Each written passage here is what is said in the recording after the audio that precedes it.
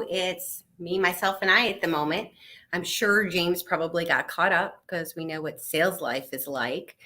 But if you're joining me and here I am all by myself, please let me know where you're coming from. If you have any questions, the topic today is about making new friends and networking. The way I met James was actually, well, I think this is actually our first official meeting. We've been connections for a while and messaged back and forth. Oh, look, and here he is. James, you've joined me. Fresh off of a meeting. How are you? I figured as much. I went live without you, figuring, when he pops in because it's sales life, right? Sales life for sure. Absolutely. I'm so fired up to be here. Thank you for having me. Thank you for joining me. I was just talking about, I initially stumbled across you when you were doing, the podcast, the lunch break podcast. And I'm like, okay, what are people having for lunch and what are they doing? Right. Absolutely. And I think I reached out to you then, and it feels like, the sales development community since then has gotten so small. Yeah. Last night when I was thinking about, like all the people out there and how even though you may not know them, like the network that you build. And so like, for me, like I have no problem reaching out to you and asking you your thoughts about any topic. Yeah. Even though we've never really like met, right? I know. Yeah. And so I find that super interesting. So it's a powerful thing, Yeah. Yeah, no, the power of your network, right? Mm. And I think what I've seen is it's really taking you places, right? When we look at your journey, right? You're a VP of sales development, which is awesome. Congratulations. Yes, thank you. Part of the reason why I'm right on time today is just starting a new role and getting going there. So exciting times for sure. Yeah, and then you've got the SDR league going on, which I think is awesome. And then you still have the lunch break like media group, right? Yeah. So tell me, how did that all evolve? Because like I know, like it was before the pandemic, you're doing a podcast, you're a director of sales, and now you're MC, you got the SDR league, you've got all these things going on. And I think it's the power of your network, right? It's the making new friends. So tell me about that. Yeah, I think for me, over the last year or so, I just really have decided to take off any excuse why I wouldn't do anything, right? Just remove any excuse about, I can wait to do that, or I can, I have more time to maybe do that later. I think with the pandemic and everything, it was like, okay, well, I'm locked in, right? I don't really have anywhere to go or anything to do. So that was a good kind of catalyst. But since it started, it's obviously kept me super busy, and everything I'm doing is so much fun. But, how I got here, my network and my recognition of the power of my network, I mean, that wasn't there 10 years ago. I started in sales, I live and grew up in Raleigh, North Carolina. So not like a huge city, not a tech hub. I started in sales at Radio Shack because I was walking through the mall trying to find a place that was hiring in 2009 with the economy, crashing. And so literally stumbled into Radio Shack, stumbled into sales. And even then, right, I lived in a very small, I didn't know any other salespeople. I didn't know anybody that was selling. I didn't know anybody that knew anything about selling. I didn't even understand that there was business to business salespeople. That wasn't a concept that was familiar to me. So I had a lot of growing to do. Over the years, I got exposed to different trainers and started investing in self-development. That was a big thing.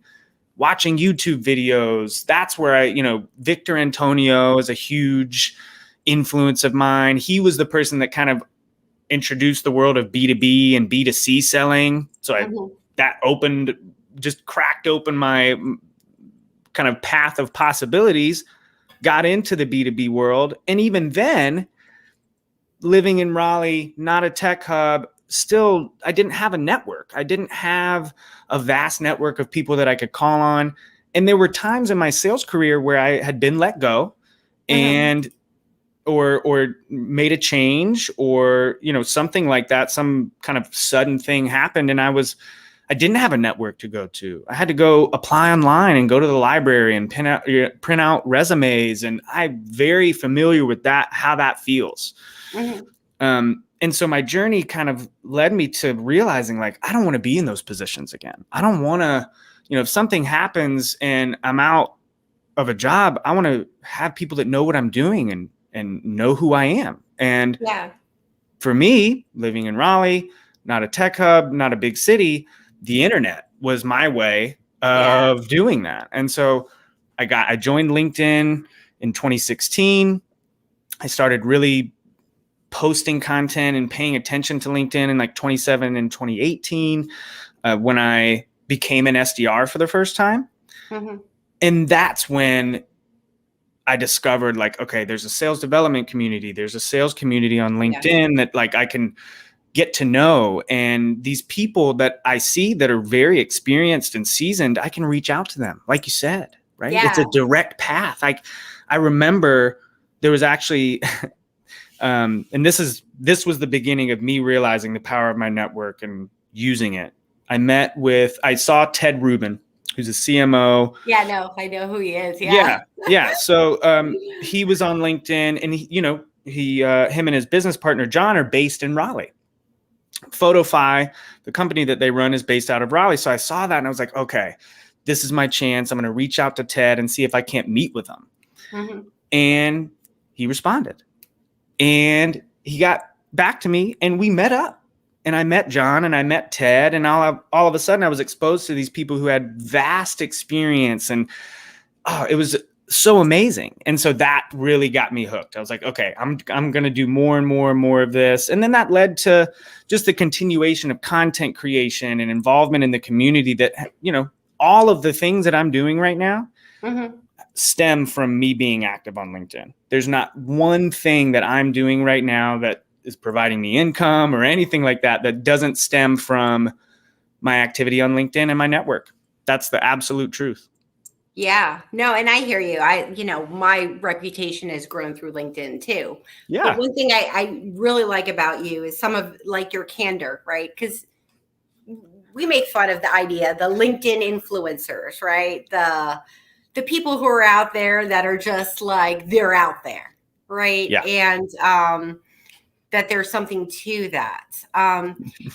So Jonathan says, I heart Radio Shack, their last headquarters back of a college, community college in Texas. Rest in peace. Yeah. Yeah. RIP Radio Shack. It's a thing of the past. Well, and sure. I'm from retail too. I was a retail store manager and traveled the country opening up new stores before I got into software sales. Yeah. So you know that world. I know. Yeah. After a brief stint in the cigar industry, which actually led me to software sales, because I'd see the software salespeople come and use our conference room and use our smoking club, and they would just buy cigars and buy drinks, and then they would sign the deals and then be done for the day. And I was like, how do I get in that? I want to do some of that. Right? Then go into a room for an hour, put some stuff on the screen, and the next thing you know, you got drinks and cigars, you're buying lunch, and then you've got your contract signed, and not a bad deal. It's not a bad deal at all. And then we've got David also actually joining us from Prague, which is awesome. Oh, fantastic. Yeah, he's coming David. He's coming on this in a couple of weeks. I met him at the Sales Loft virtual summit. That's so cool. Yeah, and he's an SDR all the way in Prague, right? And he's got his own SDR life. It's, the sales development community. There's so much power and everyone's just willingness to help each other. You know what I mean? I think that's pretty amazing. And so when you look over your career, and I know that, having a LinkedIn presence and doing the SDR League and all of that has obviously helped your career, but, has it helped your sales and your outreach and Like, tell me about that. Yeah, I mean, it's a constant source of new ideas for me. It again, in my network, I have access to people. So I'm in a new role now, and I can go ask people that are doing the same thing that I'm doing. Yeah. About how they're doing it. And I have a relationship with them at some level. And so there's definitely that aspect of it. But then LinkedIn as a platform, I mean, there's always fantastic stuff on my feed, right? I know we like to talk about the things that aren't so great. And I especially have fun harping on some of the more ridiculous things that get posted on LinkedIn. But the truth is, I mean, there are great practitioners that are putting up fantastic advice, like really great stuff, and creating awesome content and great podcasts. And so LinkedIn is definitely still a source of knowledge and a place that I can look to when I want to sharpen my sword, whether that's reaching out to people individually or just kind of scrolling through the feed and seeing what the newest thing is. I mean, this profession of sales development has been in it for 6 years now, and it's changed so drastically. It's only going to continue to change drastically. So the moment that I stop thinking that I need to be in tune with what's happening and connected to the network of sales professionals that are doing the work and kind of sharing their experiences, you know, I'm going to fall behind really quickly. Yeah, no, and I 100% agree with you. But then again, you know, I sold software like when it was green screen DOS, all the way to SaaS, right? Yeah. So you've seen that evolution. Yeah. So everything from when I sold you a server with the software, and then a second server for the backup, and then, you know, hot spares and all of that, to, you know, cloud SaaS. So, I mean, it's a whole different world. Yeah. Then again, I mean, from our flip phones to our like little phones and our little computers in our pockets. So, hi from Halifax on the east coast of Canada. James, you're singing a song that I've been trying to articulate in my own head. Thanks for sharing. That's nice. Awesome. I'm not a good singer, but I'll take that and run with it. Lydia says here, the sales community feels so different than it used to be in the olden days, so much more cooperative and nurturing. And I would agree with that. I mean, like, I wrote an article recently on like sales development leadership and reached out to so many people just to get some quotes, because I think there's power in just like getting everyone's unique perspective, right? And you contributed to that. So thank you for that. Yeah, absolutely. Like everyone responded like right away. Like people I've never met, you know, that I've just networked with over time. And that people are, you know, if you ask, people are so giving. And I think that's just amazing. Yeah. And I think, you know, it's a great, LinkedIn has consistently been a place like, you know, for example, I do the SDR League with Ryan Reisert, who was somebody when I joined LinkedIn, I was like, no way this guy will ever give me 15 minutes of his time. He's written this book. He's been, you know, in SaaS, and he started companies that have been acquired that are inside sales boot camps. And, you know, he was somebody that I was looking up to and somebody that I admired. And then, you know, have had the opportunity to just genuinely build a relationship with him and find out that we work very well together. And now we're doing all these fun things. You know, I got to record the audio book version of the book that I read that introduced me to him that I love so much, you know, so some really cool kind of, I interviewed him on the audiobook and we turned it into a podcast. And so just tons of cool things that it came from me reaching out to Ryan and just saying, hey, like, I read your book. I have a couple of questions about chapters 4 and 6. Could you, you know, could we? And then, yes, absolutely. He was right there, super happy to connect with me. And that has happened consistently with so many people. Dale Dupree comes to mind. You know, Dale Dupree is this mammoth figure in our space, right? I mean, he's just everywhere. Everybody knows who he is. Everybody loves Dale Dupree. And yes, Galen, I can rap. I can't sing, but I can rap. Uh, um, I mean, and I appreciate that. I appreciate that about you, that you can rap. yeah, well, Finish your thought. Finish yeah. your thought. But I do want to talk about rapping because I Okay. got to tell you a story. Absolutely. We'll make sure we get back to that. Okay. So yeah, I think really it's just a matter of knowing that those people are out there, and that I've talked to a lot of people that are like, no, I'm not going to reach out to them because who am I, or what, whatever. First of all, the beauty of LinkedIn is that if you're active on LinkedIn and you're putting out content, even if you don't feel like anybody's seeing it, when you do reach out to somebody, they can go check it out. They can go look at what you've been up to, see that you're passionate about whatever it is that you're passionate about, and then be like, yeah, this is a great person for me to connect with and talk to. That's a huge benefit of LinkedIn. I feel like a lot of the times, when you're asking somebody to connect with you or asking their advice in a genuine way, people love to help. It makes you feel great to help other people. There's been countless numbers of conversations I had with people that I talked to just one time and haven't talked to since, but just gave them some advice for 15 minutes and then we're done, but it was great. And they got something out of it and I felt good about it. Everybody wants to do that. So like anybody who's afraid or has that imposter syndrome of reaching out to anybody on LinkedIn, just you'd be very surprised. And what comes of it is typically something positive as long as you're putting into it as well. That I think of it as my kids have a thing that they do at school called the bucket filler. That if you're going to fill someone's bucket, that you're actually also filling your own bucket, because it makes you feel good, right? Yeah, I Just love like that. If you take someone's bucket, like their happiness bucket, it also takes from your bucket, because it doesn't make you feel good to not be kind to others, right? I love that. That's such a cool concept. I love that the kids are learning that. That's great. No, I love that about their school. So they'll celebrate, the bucket filler of the month. And, yes. So when my kids come home and they say, "Oh, I got the bucket filler of the month," it's like the most amazing thing, because it typically goes with a story.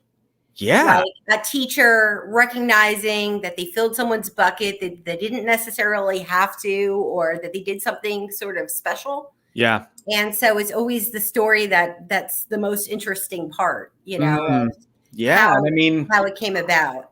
So, what a better, to me, any good report home from school is great, but when you get the reports home and it's character based, that's, anybody can make an A on a math test if you study hard enough. But if if you're learning those things about the interpersonal relationships and networking that early, you're going to be set up very well in life, because that's what it's all about. You can learn new skills and there will always be somebody smarter than you. If you can learn how to talk to people and relate to people and collaborate with people and fill other people's buckets, it's great. Yeah. I mean, if my kids just turn out to be good humans, yes, that's good. Like that's what success as a parent to me means, Absolutely. They may go to college, they may not. I mean, I didn't finish, but that's, but if they're a good human and have good relationships, then that's it. Yep. So, everything will be all right. Everything will be fine. Yep. Exactly. So, talking about the rapping, there was a whole, early in the pandemic, everybody was rapping, and I spent an entire weekend trying to rap. One whole weekend. I took videos and I'm downloading beats, and I have lyrics, and I shortened my lyrics, and I'm I'm all in and I'm not improving.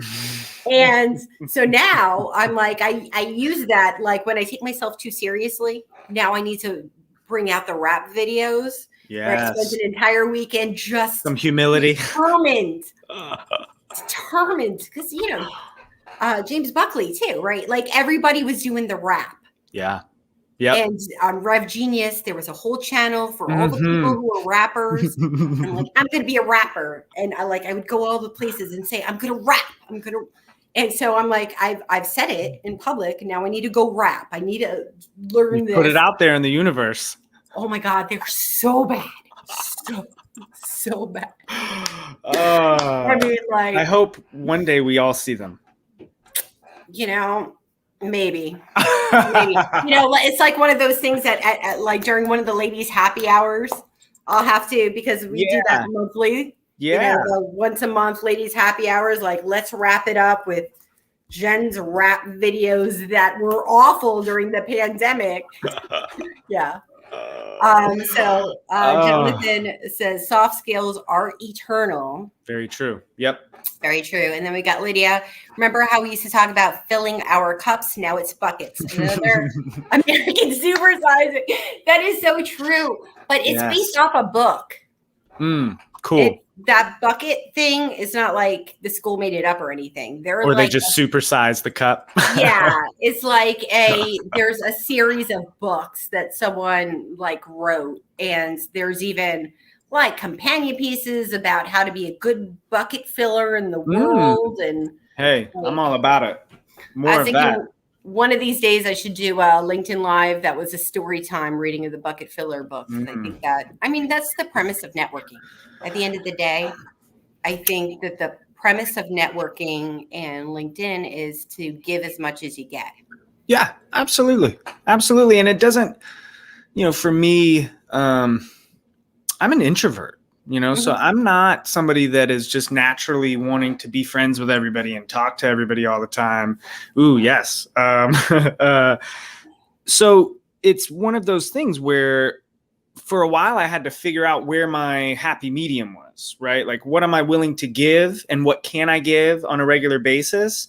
And then understand what I'll get in return from that. Because, I think a lot of people, when they look at content or think about making content or think about networking, it seems like a big task. Like, I've got a day job or I've already got things to do. Well, absolutely. Everybody does. And what you have to do is you just figure out how it fits in. So that's where the podcast came in for me. I started the podcast, the Lunch Break podcast, on my lunch break at work, just to make sure that I had consistent content coming out.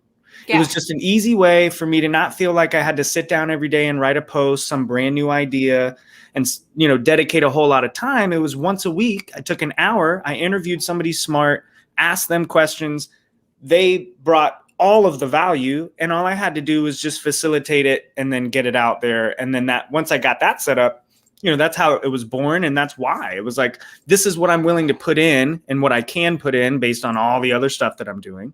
And then, you get things in return, right? And it builds and the consistency, and you start reaping some cool benefits from that. Yeah, I mean, that's what I'm doing here. It's my lunch break, right? And it's exactly. Me too. So yeah. It's not like even the whole lunch break. It's like it's a portion of it. It's enough time for someone to either grab coffee if you're on the West Coast, or watch it while you're eating or whatever. For sure. And because sales leaders, right? Time management, making sure that you're doing all your things. But I think it still brings a lot of value. Even if you do it at lunchtime, you meet people you wouldn't meet otherwise. And I think that's important. And, that networking, huge part of that sales development community, just, I think, has a lot of value. And that's what I appreciate about you, right? Is that, okay, I don't know James, but I know James, right? Like, I know that if he's got one of those kind of posts that are about LinkedIn influencers, it's going to bring a whole lot of like dose of reality to it, right? So, having said that, why don't I'd love to ask you a question. So, what is your biggest pet peeve about the LinkedIn persona? I think there's a couple of layers. So there's the really, really famous LinkedIn people. Yeah. And I can't even really think of their names, but like they have tons of followers, right? And they post stories about like, I was on a train. I was sitting next to a man on a train that didn't have nice clothes. I gave that man a job, and now, he's a hero or something like that. And it's typically not ever their actual original post. They copied it from some other super duper big influencer. So that, to me, that's just like adds no value. And and is, that's kind of at that high level. But inside of the sales community on LinkedIn, and I've talked about this before, I think biggest pet peeve and biggest just issue, and this is with my content too, because it's a lot of the times just impossible to avoid, it's the lack of context. Mm-hmm. So you see a post from somebody with 10 best practices on what to do in sales development. Well, they could work for a SaaS company whose sales cycle is 30 days, right? They're going to have a different set of best practices for sales development than the enterprise sales development rep that's working a deal that's 2 years long, right? And so it's and the lack of context, and even just the lack of like, hey, these are 10 best practices in my world. A lot of the times I speak with people and they're like, yeah, I see all these things from people and these best practices and they just don't work for me. And now I feel like a failure. And now I feel like I'm doing something wrong. And now, and it's like, no.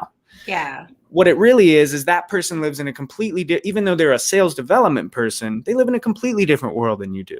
And I experienced this majorly because the time that I spent as a individual contributor BDR was at analytics consulting firms selling into enterprise accounts, that were a 1.5 year long sales cycle. So a lot of the stuff that was being talked about sales development, top of funnel, Aaron Ross, that kind of thing just didn't work. It just wasn't going to work. Right. So I got frustrated and spent, some time spinning my wheels on things that just weren't worth my time. So that's probably my biggest pet peeve, right?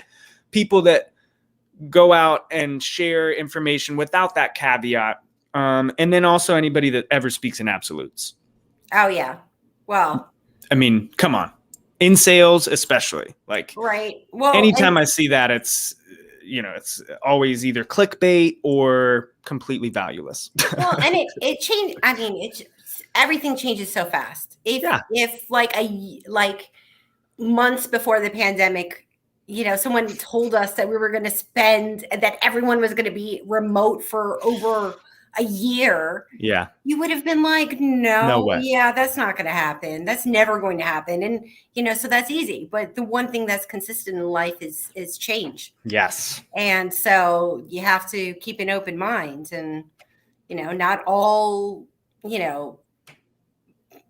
buyer personas are created equal. Yes. Not all solutions are created equal. Not all ICPs, all industries. And so I think that's a big takeaway. And, a little bit of my, pet peeve of mine as well. Right. But I will admit, like, a guilty pleasure for me is, going to Twitter to the best of LinkedIn. Do you know about the best of LinkedIn? Do I know about the best of LinkedIn? I'm sorry, but that's like, come on, so great. It's so great. Ourselves a little bit. My biggest hope is that I end up on that page one day. I would feel so great because, honestly, and I love that there's a satire page out there for LinkedIn because I do feel like people take themselves very seriously, and it's very telling when somebody, and I see people on there that we know and that everybody knows, right? Yeah. And I love seeing the way that individuals react to that, because a lot of them are just, they let it roll off their back. They think it's funny, or they kind of go along with the joke. Like, I always think about Drake, the rapper. He's always getting made fun of and being turned into memes, but he joins in on it. He recognizes that I'm a super famous person and this goes along with the gig. So why not join in and laugh at myself? I love seeing that from LinkedIn influencers that get best of LinkedIn, right? It is also very telling when somebody gets super angry and gets very egotistical about it, because it's like, come on, if you can't laugh at yourself, right? Like, I would say if anyone out there is interested in being like having a LinkedIn presence, I would say that is the key skill you need to have. You have to be able to laugh at yourself. Yeah, nothing's that serious. You can't take it too seriously. You have to don't worry about the vanity metrics. Don't worry, just be present and see what happens. And I mean, that's it. Well, we're at 12:30. This time goes so fast. So fast. Every time. Even when I watch them, I'm like, man, over already. Thank you so much for joining me. So, any final thoughts for you?